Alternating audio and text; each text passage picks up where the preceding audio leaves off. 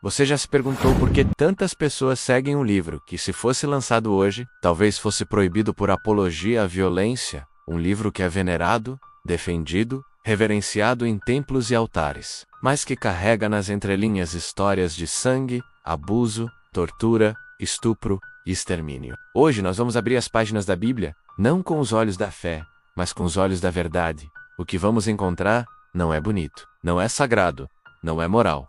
É brutal especialmente para mulheres e crianças.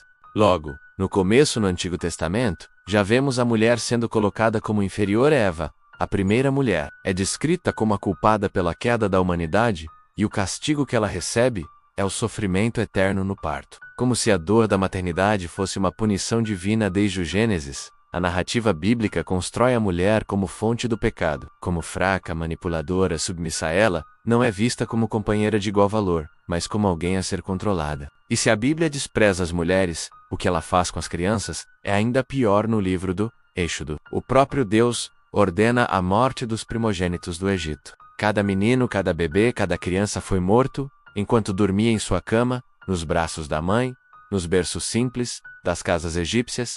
Por quê? Porque o faraó não quis libertar o povo hebreu? E quem pagou o preço? As crianças inocentes queimadas, sufocadas, esmagadas, na vingança de um Deus que se diz amor, no livro de Números. Vemos Moisés ordenar algo que beira a loucura após uma guerra contra os midianitas. Moisés manda matar todos os meninos e todas as mulheres que não eram virgens. Mas as virgens, essas deveriam ser poupadas como prêmios sim, como troféus de guerra, crianças virgens, meninas pequenas, foram entregues aos soldados israelitas para que fizessem com elas o que quisessem. Isso está escrito, documentado, preservado por séculos como se fosse moral. Mas pergunte a si mesmo, que tipo de divindade aprova esse tipo de crime? No livro de Deuteronômio, há uma passagem que ordena o apedrejamento de uma mulher que não for virgem no dia do casamento. Se uma jovem casada for acusada de não ter sangrado na noite de núpcias, mesmo sem prova concreta, ela deve ser levada à porta da casa do pai e apedrejada até a morte. Quantas mulheres foram assassinadas injustamente por esse código cruel? Quantas morreram em silêncio, porque o corpo delas era mais controlado do que o corpo de um animal? Em Juízes capítulo 19, há uma das histórias mais perturbadoras da Bíblia. Um levita viaja com sua concubina e se hospeda na casa de um estranho. Durante a noite, um grupo de homens bate à porta e exige abusar do levita, o dono da casa. Para proteger o visitante, oferece sua filha virgem e a concubina dele como alternativa. E o levita entrega a concubina, para que os homens a violentem ela.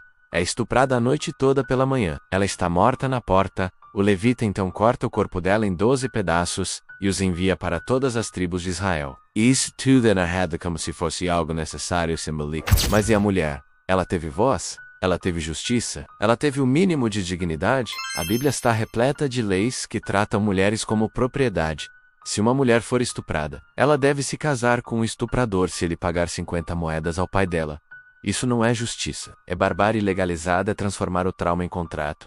É selar o abuso com aliança de submissão. E quando falamos de crianças novamente, é impossível ignorar a violência cometida pelo próprio povo escolhido de Deus. Josué, sob ordem divina, invade cidades inteiras e não poupa ninguém, nem homens, nem mulheres, nem crianças em Jericó. Todos são mortos em Eiá, todos são mortos em Madiã, todos são mortos, menos as virgens. O que há de sagrado nisso? Qual é a mensagem espiritual em exterminar crianças inocentes? No livro de 2 Reis, um grupo de crianças ri do profeta Eliseu porque ele era careca. O que ele faz? Amaldiçoa os meninos em nome de Deus. E 2 ursas aparecem do mato e despedaçam 42 deles. Crianças, rindo, como qualquer criança faria, e o castigo foi a morte violenta por animais selvagens. E isso é tratado como justiça divina. Quantas vezes já ouvimos falar do rei Davi como homem segundo o coração de Deus? Mas esse mesmo Davi viu uma mulher casada tomando banho, desejou ela, abusou dela e mandou matar o marido dela. E mesmo depois disso, ele continua sendo exaltado, reverenciado, celebrado como herói espiritual. E a mulher, Batseba, foi apenas usada. Teve o filho morto como castigo e teve que viver com o silêncio que toda mulher conhece muito bem. E o que dizer de Abraão, o pai da fé? Ele entrega a própria esposa para ser usada por outros homens em troca de favores políticos 2 vezes. Ele faz isso, e em nenhuma delas o Deus da Bíblia o repreende. Pelo contrário, ele é abençoado. O que isso ensina? que o corpo da mulher pode ser moeda de troca, que a fidelidade conjugal é secundária frente ao plano maior de um Deus que tolera a submissão da mulher. E no Novo Testamento, será que a situação melhora? Jesus prega o amor, mas também diz que não veio trazer paz. Mas espada diz que quem ama pai ou mãe mais do que a ele, não é digno dele. Diz que se alguém fizer tropeçar uma criança, melhor seria que se amarrasse uma pedra no pescoço e se lançasse ao mar. Mas e as ações? Quantas crianças foram salvas? Quantas meninas foram protegidas? A mulher adúltera, quase apedrejada, só escapa porque Jesus intervém.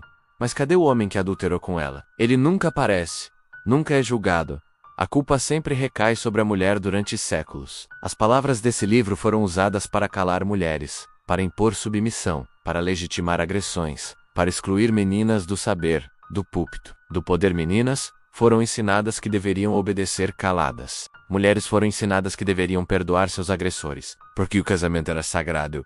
Quantas apanharam e morreram acreditando que era isso que Deus queria? Quantas foram espancadas em nome da vara da correção? Quantas foram punidas severamente porque um livro dizia que a insubmissão era pecado? Quantas cresceram com medo de um Deus que manda matar, castigar, excluir? A verdade é que, se hoje uma pessoa dissesse que ouviu uma voz mandando matar crianças, destruir cidades e tomar meninas virgens como prêmios de guerra, essa pessoa seria presa ou internada. Mas na Bíblia, isso é considerado fé, é celebrado como obediência, é pregado como virtude. Ninguém está dizendo que a Bíblia não tem passagens bonitas, ou ensinamentos de valor, mas ignorar o sangue derramado, o silêncio imposto, a dor legitimada, é escolher viver na ilusão. É usar a fé como anestesia contra a verdade. Se você ouviu até aqui, respira porque agora é hora de refletir. Quantas dessas histórias você nunca ouviu no púlpito da igreja? Quantas dessas passagens foram escondidas com sorrisos e promessas de salvação? A fé,